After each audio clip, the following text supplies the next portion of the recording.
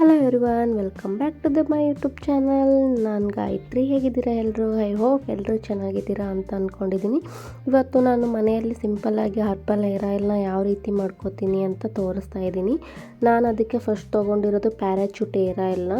ನೀವು ಯೂಸ್ ಮಾಡದೇ ಇರೋವಂಥ ಪಾತ್ರೆನ ತೊಗೊಳ್ಳಿ, ಅಂದರೆ ಅಡುಗೆಗೆ ಯೂಸ್ ಮಾಡದೇ ಇರೋವಂಥ ಪಾತ್ರೆನ ತೊಗೊಳ್ಳಿ, ಯಾಕಂದರೆ ಇದು ಸ್ಮೆಲ್ ಆಗುತ್ತೆ. ಹಾಗಾಗಿ ನನಗೆ ಎಷ್ಟು ಬೇಕಾಗುತ್ತೋ ಅಷ್ಟು ಎಣ್ಣೆನ ಇದರಲ್ಲಿ ಹಾಕೋತಾ ಇದ್ದೀನಿ. ನೋಡಿ, ಇಷ್ಟು ಸಾಕು ಅನ್ನಿಸ್ತು, ಹಾಗಾಗಿ ನಾನು ಇಷ್ಟೇ ಎಣ್ಣೆನ ಹಾಕೋತಾ ಇದ್ದೀನಿ. ಅದಕ್ಕೆ ಬೇಕಾಗಿರೋದು ಈರುಳ್ಳಿ ಮತ್ತು ದಾಸವಾಳದ ಎಲೆ, ಕರಿಬೇವಿನ ಸೊಪ್ಪು, ಆಮೇಲೆ ಸ್ವಲ್ಪ ಆಲೂವೆರಾ. ಅದಾದಮೇಲೆ ನಾನು ಮೆಂತ್ಯ ಪುಡಿನ ತೊಗೊಂಡಿದ್ದೀನಿ. ನೀವು ಮೆಂತ್ಯ ಕಾಳು ಬೇಕಾದರೂ ತೊಗೋಬೋದು. ಸೊ ಮೆಂತ್ಯ ಕಾಳಿಗಿಂತ ಮೆಂತ್ಯ ಪುಡಿ ಯೂಸ್ಫುಲ್ ಅನಿಸಿತ್ತು ನನಗೆ, ಹಾಗಾಗಿ ಮೆಂತ್ಯ ಪುಡಿನ ಮಾಡಿಟ್ಕೊಂಡಿರ್ತೀನಿ ನಾನು, ಅದನ್ನೇ ಯೂಸ್ ಮಾಡ್ಕೋತೀನಿ. ನೀವು ಮೆಂತ್ಯ ಕಾಳನ್ನು ಕೂಡ ಹಾಕ್ಕೋಬೋದು. ಈಗ ಈರುಳ್ಳಿನ ಕಟ್ ಮಾಡ್ಕೊಂಡಿದ್ದೀನಿ ಉದ್ದುದ್ದಕ್ಕೆ. ಅದೇ ರೀತಿ ಆಲೂವೆರಾದಲ್ಲಿರ್ತಕ್ಕಂಥ ವೈಟನ್ನು ಅಷ್ಟೇ ತೊಗೋತಾ ಇದ್ದೀನಿ, ಒಳಗಡೆ ಇರೋ ವೈಟನ್ನು, ಸಿಪ್ಪೆ ಏನು ತೊಗೊತಾ ಇಲ್ಲ, ನೋಡ್ತಿರ್ಬೋದು ನೀವು. ಅದನ್ನ ಸೈಡಲ್ಲಿ ಕಟ್ ಮಾಡ್ಕೊಂಡು ಎತ್ತಿಟ್ಕೊಂಡು, ಈಗ ಅದಾದಮೇಲೆ ಈ ಕಡೆ ಸ್ವಲ್ಪ ಈ ಉಳಿದಿರ್ತಕ್ಕಂಥ ಆಲೂವೆರಾನ ಫೇಸ್ ಪ್ಯಾಕಿಗಂತ ಎತ್ತಿಡ್ತಾ ಇದ್ದೀನಿ. ಅದನ್ನು ಕೂಡ ತೋರಿಸ್ತೀನಿ ನಾನು ನಿಮಗೆ. ಈಗ ಗ್ಯಾಸನ್ನ ಹಚ್ಬಿಟ್ಟು ಎಣ್ಣೆನ ಕಾಯಕ್ಕಿಡ್ತೀನಿ ನಾನು. ಎಣ್ಣೆ ಚೆನ್ನಾಗಿ ಕಾಯಬೇಕು, ಯಾಕಂದರೆ ಈರುಳ್ಳಿ ಹಾಕ್ತೀವಲ್ಲ, ಹಾಗಾಗಿ ಎಣ್ಣೆನ ಸ್ವಲ್ಪ ಚೆನ್ನಾಗಿ ಕಾಯಿಸ್ಬಿಟ್ಟು ಅದಾದಮೇಲೆ ಈಗ ಈರುಳ್ಳಿನ ಹಾಕೋತಾ ಇದ್ದೀನಿ. ನೋಡಿ, ಈರುಳ್ಳಿ ಎಲ್ಲ ಚೆನ್ನಾಗಿ ಎಣ್ಣೆಯಲ್ಲಿ ಫ್ರೈ ಆಗಬೇಕು. ಅದು ಸ್ವಲ್ಪ ಲೈಟಾಗಿ ಘಮ ಬರೋಕ್ಕೆ ಸ್ಟಾರ್ಟ್ ಆಗುತ್ತೆ, ನಮಗೆ ಅವಾಗ ಗೊತ್ತಾಗುತ್ತೆ ಈರುಳ್ಳಿ ಸ್ವಲ್ಪ ಒಂದು ಹಂತಕ್ಕೆ ಫ್ರೈ ಆಗಿದೆ ಅಂತಂದು ಹೇಳ್ಬಿಟ್ಟು. ಈಗ ಮಿಕ್ಸ್ ಮಾಡ್ತಾಯಿದ್ದೀನಿ. ಈರುಳ್ಳಿನ ಹಾಕಿದ ತಕ್ಷಣ ಮಿಕ್ಸ್ ಮಾಡಬೇಡಿ, ಹಾಕಿ ಸ್ವಲ್ಪ ಹೊತ್ತು ಆದಮೇಲೆ ಮಿಕ್ಸ್ ಮಾಡಿ. ಅದಾದಮೇಲೆ ಫ್ಲೇಮ್ನ ಲೋ ಅಲ್ಲಿ ಇಟ್ಕೊಂಡು ಇವಾಗ ದಾಸವಾಳದ ಎಲೆನ ಹಾಕ್ತಾಯಿದ್ದೀನಿ. ಒಂದು 5 ದಾಸವಾಳದ ಎಲೆ ತೊಗೊಂಡಿದ್ದೀನಿ ನಾನು, ಜಾಸ್ತಿ ಏನು ತೊಗೊಂಡಿಲ್ಲ. ಜಾಸ್ತಿ ಹಾಕ್ಕೊಳ್ಳೋಕೆ ಹೋಗಬೇಡಿ, ಸ್ವಲ್ಪ ಹಾಕ್ಕೊಂಡ್ರೆ ಸಾಕಾಗುತ್ತೆ, ಒಂದು 5-6 ಎಸಳಷ್ಟು ಅಷ್ಟೇ. ಅದಾದಮೇಲೆ ಕರಿಬೇವನ್ನ ಹಾಕ್ತಾಯಿದ್ದೀನಿ. ಇವಾಗ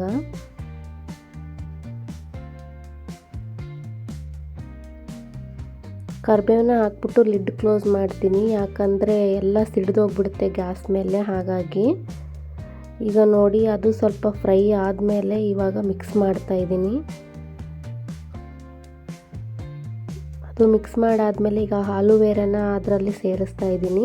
ಅದು ಕೂಡ ಹಾಕಿ ಸ್ವಲ್ಪ ಮಿಕ್ಸ್ ಮಾಡಿಬಿಟ್ಟು ಕ್ಯಾಪ್ನ ಮುಚ್ತಾ ಇದ್ದೀನಿ, ಯಾಕಂದರೆ ಅದರಲ್ಲೂ ನೀರಿನ ಅಂಶ ಇರುತ್ತಲ್ಲ ಆಲೂವೆರಾದಲ್ಲಿ, ಹಾಗಾಗಿ ಅದು ಸಿಡಿಯೋ ಚಾನ್ಸಸ್ ಇರುತ್ತೆ ಅಂತಂದು ಹೇಳ್ಬಿಟ್ಟು. ಈಗ ಲಿಡ್ ಓಪನ್ ಮಾಡಿಬಿಟ್ಟು ತೋರಿಸ್ತೀನಿ ನೋಡಿ ಯಾವ ರೀತಿ ಬೆಂದಿದ್ದಾವೆ ಅಂತ. ಈರುಳ್ಳಿ ಅಂತೂ ಚೆನ್ನಾಗಿ ಸಾಫ್ಟ್ ಆಗಬೇಕು. ಅದಾದಮೇಲೆ ಸ್ವಲ್ಪನೇ ಒಂದು ಅರ್ಧ ಸ್ಪೂನಷ್ಟು ಮೆಂತ್ಯ ಪುಡಿನ ನಾನು ಇದಕ್ಕೆ ಮಿಕ್ಸ್ ಮಾಡ್ತಾಯಿದ್ದೀನಿ.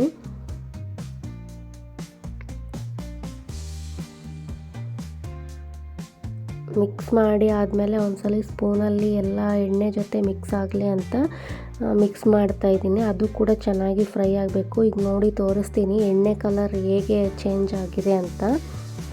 ಈರುಳ್ಳಿನೂ ಆ ಕಡೆ ಗೋಲ್ಡನ್ ಬ್ರೌನ್ ಕಲರ್ ಆಗಿದೆ. ಇನ್ನೂ ಚೆನ್ನಾಗಿ ಬೇಯಬೇಕು ಈರುಳ್ಳಿ, ಕರಿಬೇವಿನ ಸೊಪ್ಪು ಅದೆಲ್ಲ. ಈಗ ಪ್ಲೇಟ್ನ ಮುಚ್ಚಿ ಮತ್ತೆ ಅದನ್ನು ಕಂಟಿನ್ಯೂ ಆಗಕ್ಕೆ ಬಿಡ್ತೀನಿ ನಾನು. ಈಗ ಅದೆಲ್ಲ ಮಿಕ್ಸ್ ಮಾಡಿ ಆದಮೇಲೆ ಆ ಗ್ಯಾಸ್ನ ಆಫ್ ಮಾಡಿಬಿಟ್ಟು ಕೂಲ್ ಆಗಕ್ಕೆ ಬಿಟ್ಟಿದ್ದೀನಿ. ಈಗ ಫೇಸ್ ಪ್ಯಾಕ್ ಮಾಡ್ತೀನಿ ಅಂತ ಹೇಳಿದ್ನಲ್ಲ, ಅದಕ್ಕೆ ಆಲೂವೆರಾನ ಯೂಸ್ ಮಾಡ್ಕೊಂಡ್ಬಿಟ್ಟು ಫೇಸ್ ಪ್ಯಾಕ್ ಮಾಡೋದು. ಸ್ವಲ್ಪ ಆಲೂವೆರಾನ ತೊಗೊಂಡು ಅದರದ್ದು ಬಿಳಿ ಭಾಗ ಅಷ್ಟೇ ತೊಗೋತಾ ಇದ್ದೀನಿ, ಸಿಪ್ಪೆ ಎಲ್ಲ ತೊಗೊತಾ ಇಲ್ಲ. ಅದಾದಮೇಲೆ ಒಂದು ಅರ್ಧ ಸ್ಪೂನಷ್ಟು ಅರಿಶಿನ ಪುಡಿನ ಹಾಕ್ತಾಯಿದ್ದೀನಿ. ಅದಾದಮೇಲೆ 2 ಚಿಕ್ಕ ಸ್ಪೂನಲ್ಲೇ ಕಡಲೆ ಹಿಟ್ಟನ್ನು ತೊಗೋತಾ ಇದ್ದೀನಿ. ನೋಡಿ, ಇಷ್ಟೇ ಚಿಕ್ಕದಿರೋದು. ನೀವು ಎಷ್ಟು ಜನ ಹಚ್ಕೋತೀರೋ ಅದ್ರ ಮೇಲೆ ಯೂಸ್ ಆಗುತ್ತೆ ಅದು ಹಾಕ್ಕೊಳೋದು. ಅದಾದಮೇಲೆ ಸ್ವಲ್ಪ 1 ಸ್ಪೂನಷ್ಟು ಕೆನೆನ ತೊಗೊಂಡಿದ್ದೀನಿ. ಕೆನೆ ಹಾಕಾದ್ಮೇಲೆ ಸ್ವಲ್ಪ ಹೊತ್ತು ಬಿಟ್ಟು ಅದಾದಮೇಲೆ ಸ್ವಲ್ಪ ಲೆಮನನ್ನು ಆ್ಯಡ್ ಮಾಡ್ತಾಯಿದ್ದೀನಿ. ಲೆಮನನ್ನು ಜಾಸ್ತಿ ಹಾಕ್ಬಾರ್ದು, ಒಂದು ಚಿಕ್ಕ ಹೋಳಷ್ಟು ಹಾಕ್ತಾಯಿದ್ದೀನಿ, ನೋಡ್ತಿರ್ಬೋದು ನೀವು. ಅಂದರೆ ಒಂದು 6-8 ಹನಿ ಹಾಕ್ಬೋದು ಅಷ್ಟೇ, ಜಾಸ್ತಿ ಹಾಕೋದೇನು ಬೇಡ. ಅದಾದಮೇಲೆ ಡ್ರೈ ಮಿಕ್ಸ್ ಮಾಡ್ತೀನಿ ನಾನು ಹಾಗೆ. ಅದಾದಮೇಲೆ ಸ್ವಲ್ಪ ಹಸಿ ಹಾಲನ್ನ ಮಿಕ್ಸ್ ಮಾಡ್ತಾಯಿದ್ದೀನಿ. ಸ್ಪೂನಲ್ಲಿ ಹಾಕಿ ಮಿಕ್ಸ್ ಮಾಡಬೇಕು, ಒಂದೇ ಸರಿ ಜಾಸ್ತಿ ಹಾಕ್ಬಿಟ್ಟು ಮಿಕ್ಸ್ ಮಾಡೋಕ್ಕೆ ಹೋಗಬೇಡಿ. ನಮ್ಗೆ ಎಷ್ಟು ಬೇಕಾಗುತ್ತೋ ಅಷ್ಟು ಹಾಕ್ಕೊಂಡು ಮಿಕ್ಸ್ ಮಾಡ್ಕೋಬೇಕು. ಜಾಸ್ತಿ ಆದರೆ ನೀರು ಆಗಿಬಿಡುತ್ತೆ. ಲಿಕ್ವಿಡ್ ಟೈಪ್ ಆದರೆ ಕನ್ಸಿಸ್ಟೆನ್ಸಿ ಚೆನ್ನಾಗಿರಲ್ಲ ಅಪ್ಲೈ ಮಾಡ್ಕೊಳಕ್ಕೆ. ಹಾಗಾಗಿ ನೋಡಿ ತೋರಿಸ್ತಾ ಇದ್ದೀನಿ, ಇದೇ ಕನ್ಸಿಸ್ಟೆನ್ಸಿಯಲ್ಲಿ ಇರಬೇಕು. ಈಗ ನಾನು ಪ್ಯಾಚ್ ಟೆಸ್ಟ್ ಮಾಡ್ತಾ ಇದ್ದೀನಿ ಕೈ ಮೇಲೆ ಹಚ್ಬಿಟ್ಟು. ಯಾಕಂದರೆ ಡೈರೆಕ್ಟಾಗಿ ಸ್ಕಿನ್ ಮೇಲೆ ಅಥವಾ ಮುಖದ ಮೇಲೆ ಹಚ್ಚಿದರೆ ಒಬ್ಬೊಬ್ಬರಿಗೆ ರ್ಯಾಷಸ್ ಆಗುತ್ತಲ್ವ, ಹಾಗಾಗಿ ಪ್ಯಾಚ್ ಟೆಸ್ಟ್ ಮಾಡಿಬಿಟ್ಟೆ ಫೇಸ್ಗೆ ಅಪ್ಲೈ ಮಾಡ್ಕೊಳೋದು ಒಳ್ಳೆಯದು ಅಲ್ವಾ. ನೋಡಿ ಈಗ ಡ್ರೈ ಆಗಿದೆ, ಇದು ತೊಳ್ಕೊಂಬಂದ್ಬಿಟ್ಟು ತೋರಿಸ್ತೀನಿ. ನನಗೆ ಯಾವುದೇ ರೀತಿ ಇಚ್ಚಿಂಗ್ ಇರಿಟೇಷನ್ ಏನೂ ಆಗಿಲ್ಲ. ಈಗ ಇದನ್ನು ಮುಖಕ್ಕೆ ಅಪ್ಲೈ ಮಾಡ್ಕೋತೀನಿ. ವಾಟರ್ ವಾಶ್ ಮಾಡ್ಕೊಂಬರ್ತೀನಿ ಮುಖನ ನಾನು, ಜಸ್ಟ್ ವಾಟರ್ ವಾಶ್ ಅಷ್ಟೇ, ಸೋಪೆಲ್ಲ ಏನು ಹಚ್ಚೋಕೆ ಹೋಗಬೇಡಿ. ಅದಾದಮೇಲೆ ಒಂದು ಕಾಟನ್ ಟವಲಿಂದ ಕ್ಲೀನಾಗಿ ಒರೆಸ್ಬಿಟ್ಟು ಈಗ ಅಪ್ಲೈ ಮಾಡ್ಕೊತಿದ್ದೀನಿ. ನೋಡಿ ನಿಮಗೆ ಕನ್ವೀನಿಯೆಂಟ್ ಅನಿಸುತ್ತೋ ಅದೇ ರೀತಿ ಅಪ್ಲೈ ಮಾಡ್ಕೊಳ್ಳಿ, ಬ್ರಷಿಂದ ಅಥವಾ ಸ್ಪ್ಯಾಚುಲಾಯಿಂದ. ನನಗೆ ಕೈಯಿಂದನೇ ಕನ್ವೀನಿಯೆಂಟ್, ಹಾಗಾಗಿ ನಾನು ಕೈಯಿಂದನೇ ಅಪ್ಲೈ ಮಾಡ್ಕೋತಾ ಇದ್ದೀನಿ. ಜಾಸ್ತಿ ತಿಕ್ಕಾಗಿ ಏನು ಹಚ್ಕೊಳಕ್ಕೆ ಹೋಗಬೇಡಿ, ನಾರ್ಮಲಾಗೆ ಹಚ್ಕೊಳ್ಳಿ. ಇದು ಹೋಮ್ ಮೇಡ್ ಆಗಿರೋದ್ರಿಂದ ಯಾವುದೇ ರೀತಿ ಸೈಡ್ ಎಫೆಕ್ಟ್ ಇರೋದಿಲ್ಲ.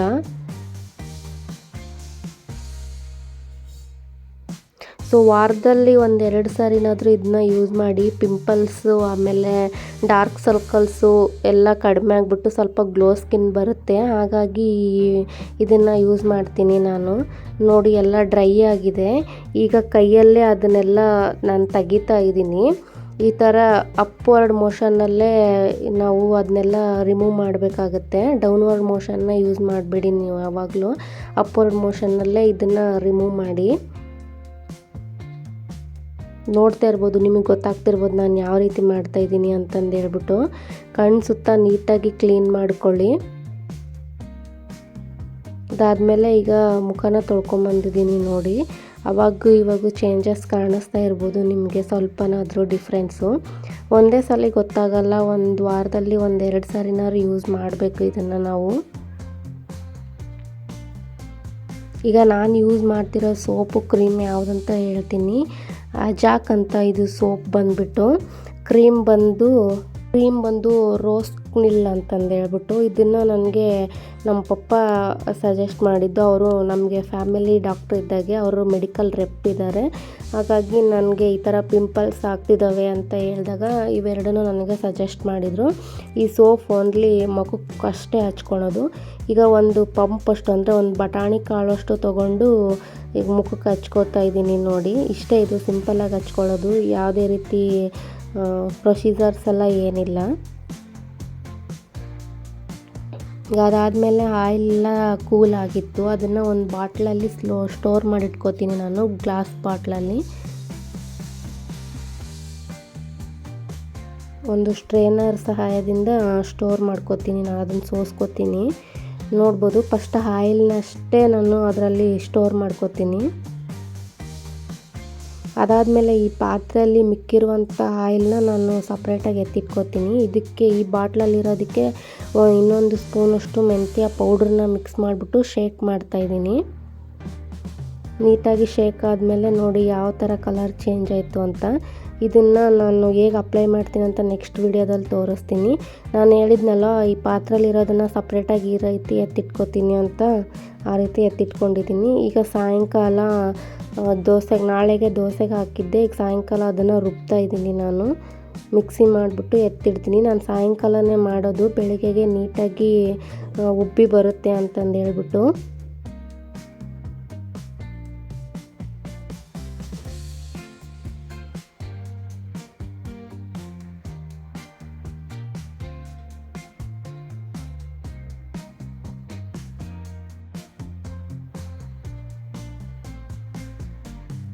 ಈಗ ರುಬ್ಬಿದ್ದೆಲ್ಲ ಆದಮೇಲೆ ಒಂದು ಸಪ್ರೇಟ್ ಪಾತ್ರೆಯಲ್ಲಿ ಹಾಕಿರ್ತೀನಲ್ವ, ಅದು ಫುಲ್ಲಾಗಿತ್ತು ಅಂತಂದು ಹೇಳ್ಬಿಟ್ಟು ಇನ್ನೊಂದು ಚಿಕ್ಕ ಪಾತ್ರೆಯಲ್ಲಿ ಮಿಕ್ಕಿರೋದನ್ನು ಹಾಕಿಡ್ತಾ ಇದ್ದೀನಿ. ಅದಾದಮೇಲೆ ಒಂದು ಸ್ವಲ್ಪ ನೀರು ಹಾಕ್ಬಿಟ್ಟು ಜಾರ್ಗೆ ಈ ಥರ ಶೇಕ್ ಮಾಡಿದರೆ ಎಲ್ಲ ಹಿಟ್ಟು ಅದರಲ್ಲಿ ನೀರಿನ ಸಮೇತ ಬಂದುಬಿಡುತ್ತೆ. ಅದನ್ನು ಸ್ವಲ್ಪ ಹಾಕ್ಬಿಟ್ಟು ಮಿಕ್ಸ್ ಮಾಡ್ತಾಯಿದ್ದೀನಿ ಇವಾಗ ಎರಡಕ್ಕೂ ಕೂಡ.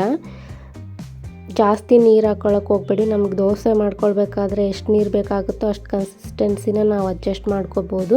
ಇವಾಗಲೇ ಜಾಸ್ತಿ ನೀರು ಹಾಕ್ಬಿಟ್ರೆ ದೋಸೆ ಮಾಡುವಾಗ ತೆಳುವಾಗಿಬಿಡುತ್ತೆ ಅಂತ ಅಷ್ಟೇ. ಈಗ ಅದನ್ನು ಕೈಯಿಂದ ಕಲಿಸ್ತಾ ಇದ್ದೀನಿ ನಾನು. ಹಿಟ್ಟಿಗೆ ನಮ್ಮ ಕೈ ಸ್ಪರ್ಶ ಆಗಬೇಕು, ಆವಾಗಲೇ ಹಿಟ್ಟು ಚೆನ್ನಾಗಿ ಉಳಿ ಬಂದು ಉಬ್ಬಿ ಬರುತ್ತೆ. ಈಗ 2 ಪಾತ್ರೆಯಿಂದ ನೀಟಾಗಿ ಕೈಯಿಂದನೇ ಮಿಕ್ಸ್ ಮಾಡ್ತಾಯಿದ್ದೀನಿ ನೋಡಿ.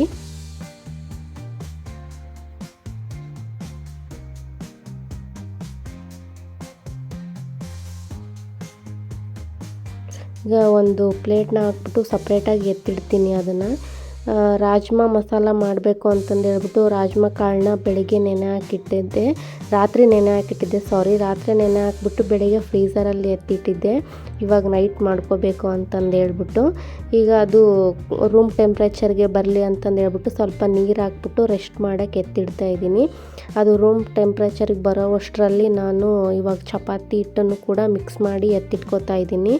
ಮಿಕ್ಸ್ ಮಾಡಿ ಎತ್ತಿಟ್ಕೊಂಡ್ಮೇಲೆ ಈಗ ಮಸಾಲನ ರುಬ್ಕೊಳಕ್ಕೆ ರೆಡಿ ಮಾಡ್ಕೊತಾ ಇದ್ದೀನಿ. ನೋಡಿ, ಒಂದು ಮಿಕ್ಸಿ ಜಾರ್ನ ಇಟ್ಕೊಂಡ್ಬಿಟ್ಟು ಅದಕ್ಕೆ ಈರುಳ್ಳಿ, 2 ದೊಡ್ಡ ಸೈಜ್ ಈರುಳ್ಳಿ, ಒಂದು ದೊಡ್ಡ ಸೈಜ್ ಟೊಮೊಟೊನ ಕಟ್ ಮಾಡಿಬಿಟ್ಟು ಹಾಕ್ತಾಯಿದ್ದೀನಿ.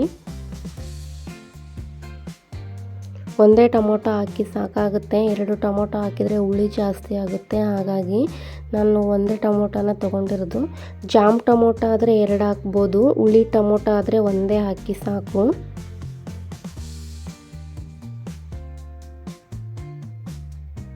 ಈಗ ಇದಕ್ಕೆ ಒಂದು 4 ಮೆಣಸಿನ್ಕಾಯಿನ ಹುರಿದ್ಬಿಟ್ಟು ಹಾಕ್ಕೋತಾ ಇದ್ದೀನಿ. ಅದಾದಮೇಲೆ ಒಂದು ಫಿಸ್ಟ್ ಫುಲ್ಲಷ್ಟು ಅಂದರೆ ಒಂದು ಹಿಡಿಯುವಷ್ಟು ಹಸಿ ಕೊಬ್ಬರಿನ ಹಾಕ್ತಾಯಿದ್ದೀನಿ ನಾನು ಅದಕ್ಕೆ ರುಬ್ಬೋದಕ್ಕೆ. ಅದಾದಮೇಲೆ 1 ಸ್ಪೂನಷ್ಟು ಧನಿಯಾ ಕಾಳು ಪೌಡ್ರು, ಇದು ಹುರಿದಿರೋ ಧನಿಯಾ ಕಾಳು ಪೌಡ್ರನ್ನ ಹಾಕ್ತಾಯಿದ್ದೀನಿ. ಅದಾದಮೇಲೆ ಒಂದು 2 ಲವಂಗನ ಹಾಕ್ತಾಯಿದ್ದೀನಿ, 2 ಲವಂಗ, ಒಂದು ಚಿಕ್ಕ ಅದು ಚಕ್ಕೆನ ಹಾಕ್ತಾಯಿದ್ದೀನಿ, ನೋಡ್ತಿರ್ಬೋದು ಎಷ್ಟು ಅಂತ. ಈಗ ಏಲಕ್ಕಿನ ಹಾಕ್ತಾಯಿದ್ದೀನಿ, 1 ಏಲಕ್ಕಿಯಲ್ಲಿ ಹಾಫ್ ಏಲಕ್ಕಿನ ಹಾಕ್ತಾಯಿದ್ದೀನಿ. ಅದಾದಮೇಲೆ ಜಿಂಜರ್ ಗಾರ್ಲಿಕ್ ಪೇಸ್ಟು ಅರ್ಧ ಸ್ಪೂನು. ಈಗ ಇದನ್ನು ರುಬ್ಕೊಂಬರ್ತೀನಿ ನೀಟಾಗಿ. ನಾನು ನೋಡಿ ಈ ಥರ ನೈಸಾಗಿ ಪೇಸ್ಟ್ ಮಾಡಬೇಕು. ಇದು ಪೇಸ್ಟ್ ಆದಮೇಲೆ ಅದನ್ನು ಸೈಡಲ್ಲಿ ಎತ್ತಿಟ್ಕೊಂಡ್ಬಿಟ್ಟು ಈಗ ರಾಜ್ಮಾ ಎಲ್ಲ ರೂಮ್ ಟೆಂಪ್ರೇಚರ್ಗೆ ಬಂದಿತ್ತು, ಕೂಲೆಲ್ಲ ಎವಾಪ್ರೇಟ್ ಆಗಿಬಿಟ್ಟು ರೂಮ್ ಟೆಂಪ್ರೇಚರ್ಗೆ ಬಂದಿತ್ತು. ಈಗ ಆ ರಾಜ್ಮಾನ ಒಂದು ಕುಕ್ಕರಲ್ಲಿ ಹಾಕ್ಬಿಟ್ಟು ಒಂದು 2 ವಿಸಿಲ್ ಹಾಕಿಸ್ತೀನಿ.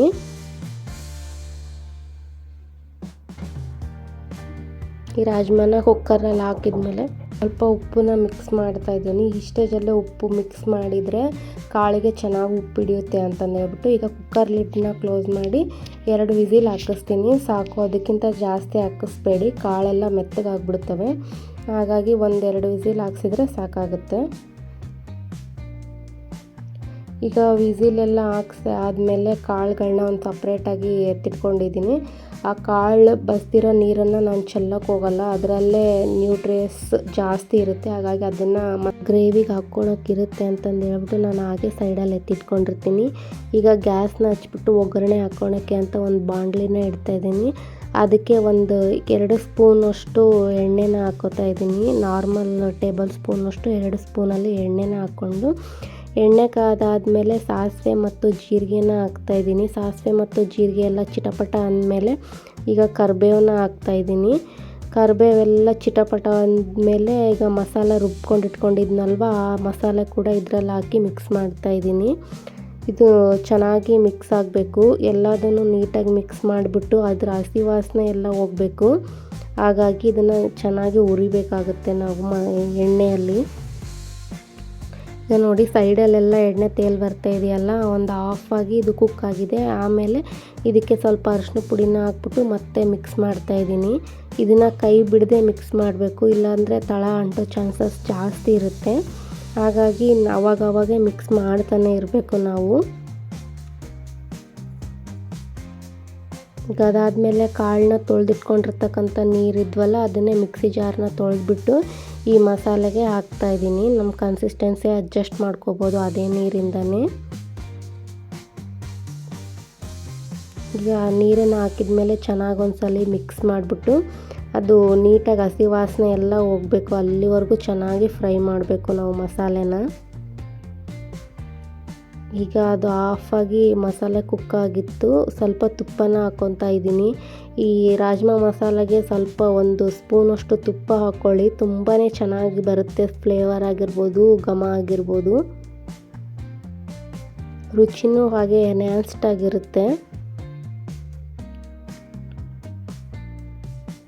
ಅದಾದಮೇಲೆ ಮಿಕ್ಸ್ ಮಾಡ್ತಾನೆ ಇರಬೇಕು, ಇದನ್ನು ಕೈ ಬಿಡಬೇಡಿ, ತಳ ಹತ್ತುತ್ತೆ.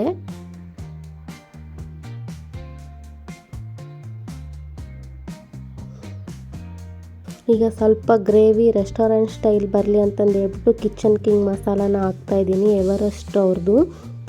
ಸ್ವಲ್ಪ ಹಾಕಿದರೆ ಸಾಕು, ಜಾಸ್ತಿ ಹಾಕಬೇಡಿ. ಅದಾದಮೇಲೆ ಗ್ರೇವಿ ಸ್ವಲ್ಪ ತಿಕ್ಕಾಗಿ ಬರಲಿ ಅಂತ ಪುಟಾಣಿ ಪೌಡ್ರನ್ನ 1 ಸ್ಪೂನಷ್ಟು ಹಾಕ್ತಾಯಿದ್ದೀನಿ. ಎರಡನ್ನೂ ಹಾಕ್ಬಿಟ್ಟು ಚೆನ್ನಾಗಿ ಮಿಕ್ಸ್ ಮಾಡ್ತಾಯಿದ್ದೀನಿ. ಈಗ ನಾವು ಗೋಡಂಬಿ ಪೇಸ್ಟ್ ಎಲ್ಲ ಹಾಕ್ತೀವಲ್ಲ, ಅದು ಗ್ರೇವಿ ತಿಕ್ಕಾಗಿ ಬರಲಿ ಅಂತಂದು ಹೇಳ್ಬಿಟ್ಟು ಅದನ್ನೇ ರೀಪ್ಲೇಸ್ಮೆಂಟ್ ಮಾಡಿಬಿಟ್ಟು ಪುಟಾಣಿ ಪೌಡ್ರನ್ನ ಹಾಕ್ತಾಯಿದ್ದೀನಿ ಅಷ್ಟೇ. ಸೇಮೇ ಇರುತ್ತೆ, ಯಾವುದೇ ರೀತಿ ಚೇಂಜಸ್ ಇರಲ್ಲ. ಈಗ ರಾಜ್ಮಾ ಕಾಳುಗಳನ್ನ ಹಾಕ್ತಾಯಿದ್ದೀನಿ ಇದಕ್ಕೆ. ವಿಸಿಲ್ ಹಾಕ್ಸಿಟ್ಕೊಂಡಿದ್ನಲ್ವ, ಅದೇ ರಾಜ್ಮಾ ಕಾಳುಗಳನ್ನ ಹಾಕ್ಬಿಟ್ಟು ಚೆನ್ನಾಗಿ ಮಿಕ್ಸ್ ಮಾಡ್ತಾಯಿದ್ದೀನಿ. ಗ್ರೇವಿ ಮತ್ತು ಈ ಕಾಳುಗಳೆರಡು ಹೊಂದ್ಕೋಬೇಕು ನೀಟಾಗಿ, ಅಲ್ಲಿವರೆಗೂ ನೀಟಾಗಿ ಮಿಕ್ಸ್ ಮಾಡ್ಕೋಬೇಕು. ಈ ಸ್ಟೇಜಲ್ಲಿ ನೀವು ಯಾವುದಕ್ಕೆ ತಿಂತಾಯಿದ್ದೀರಾ, ಚಪಾತಿಗೆ ತಿಂತಾಯಿದ್ದೀರಾ ಅಥವಾ ಅನ್ನಕ್ಕೆ ತಿಂತಾಯಿದ್ದೀರಾ ಅದನ್ನು ನೋಡ್ಕೊಂಬಿಟ್ಟು ನಾವು ನೀರನ್ನು ಹಾಕ್ಕೊಂಡು ಕನ್ಸಿಸ್ಟೆನ್ಸಿನ ಹೆಚ್ಚು ಕಡಿಮೆ ಮಾಡ್ಕೋಬೋದು.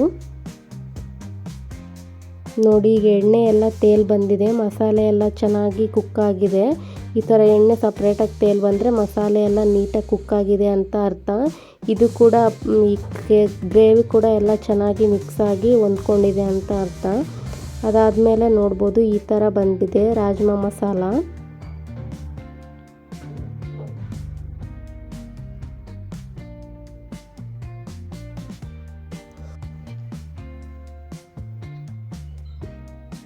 ಇದು ಚೆನ್ನಾಗಿ ಕುದೀತಿರುವಾಗಲೇ ನಾವು ಸ್ವಲ್ಪ ರೆಸ್ಟೋರೆಂಟ್ ಸ್ಟೈಲ್ ಬರಲಿ ಗ್ರೇವಿ ಅಂತಂದು ಹೇಳ್ಬಿಟ್ಟು ಈಗ ಕಸೂರಿ ಮೇಥಿನ ಕ್ರಷ್ ಮಾಡಿಬಿಟ್ಟು ಹಾಕ್ತಾಯಿದ್ದೀನಿ. ಈ ಥರ ಕೈಯಲ್ಲಿ ಸ್ವಲ್ಪ ಕ್ರಷ್ ಮಾಡಿಬಿಟ್ಟು ಹಾಕಬೇಕು ಇದಕ್ಕೆ.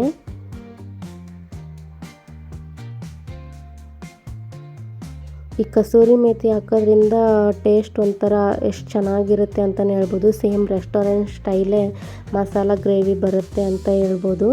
ಈಗ ಅದನ್ನು ನೀಟಾಗಿ ಮಿಕ್ಸ್ ಮಾಡ್ತಾಯಿದ್ದೀನಿ ಮತ್ತೆ ಒಂದು ಸರಿ. ಯಾವುದೇ ರೀತಿ ಕೈ ಬಿಡಬೇಡಿ, ಕೈ ಬಿಡದೆ ಸ್ವಲ್ಪ ಮಿಕ್ಸ್ ಮಾಡ್ತಾಯಿರಿ.